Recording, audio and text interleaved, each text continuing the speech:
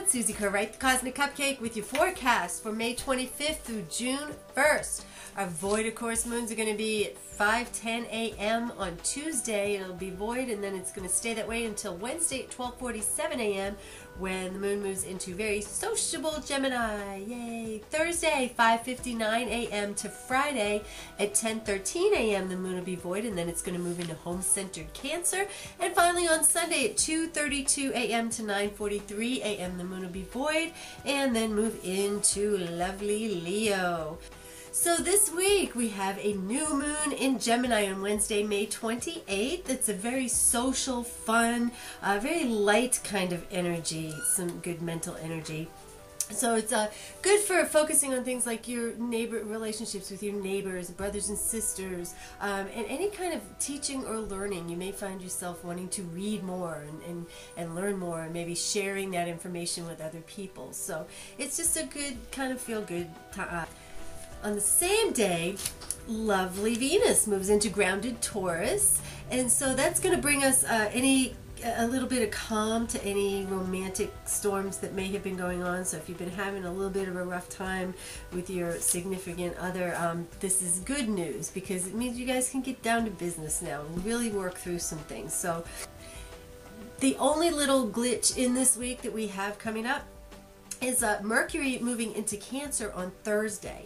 And when Mercury moves into Cancer, we tend to think things a little bit more personal. We take things a little bit more personally, and especially if anybody even, insinuates anything about your, your home or your family or anything like that. So really just, use that nice Venusian, Taurian energy, that earthy energy, to kind of keep it real and, recognize whether it's really something worth getting upset about, because, again, Cancers can be very, very sensitive. So, but that's about it. Or even a little bit moody too. You may find yourself wanting to just kind of hole up for a little while and chill out, which is fine, because for some of you signs, this is really a week of self-care.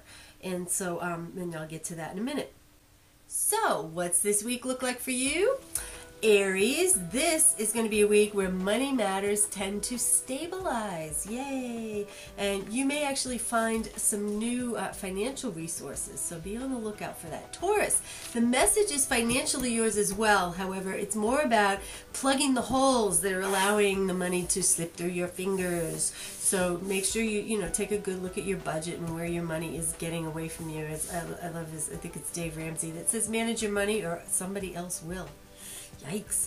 Gemini, new moon in your sign allows you to get a big picture of your goals and dreams and things that, anything that you've kind of wanted to put into action now. I mean, this is kind of, it's like your time with this new moon. So again, if you're manifesting anything, manifesting, setting intentions, all you need to do really is write them down, do a little ritual around it, whatever it is that you do. It really doesn't have to be very complicated. So just use that law of attraction energy to bring into your world what you want. So Gemini, this is going to be all about your big picture, where you're going in life and all that groovy stuff. So Cancer, self-care. You're one of the ones that's got the self-care message for the week. And reflection of your spiritual health is what's called for now. So just take it easy this week. You and a couple of other signs have kind of been through enough lately. So, just enjoy it. Just relax and put yourself first.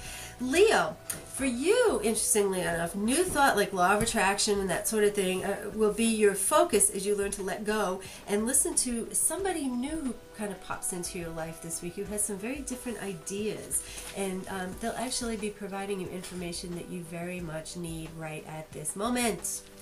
Virgo, buckle down on the work front and make sure that you believe what you hear at work, and clarify anything that needs to be clarified. I mean, you're naturally very good at that, but this is a week where you need to take people at their word. So make sure that you are very clear, no gray areas this week.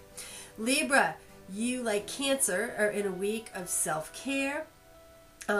You've expended a lot of energy over these last several months. It's been kind of a whirlwind for a lot of us, but you in particular, your body and mind need to catch up after the last few weeks. So do what you can to relax. Scorpio, lucky Jupiter trining Saturn is going to give you an opportunity to set things in stone. So don't give up on that pet project yet. It's finally just coming to fruition here.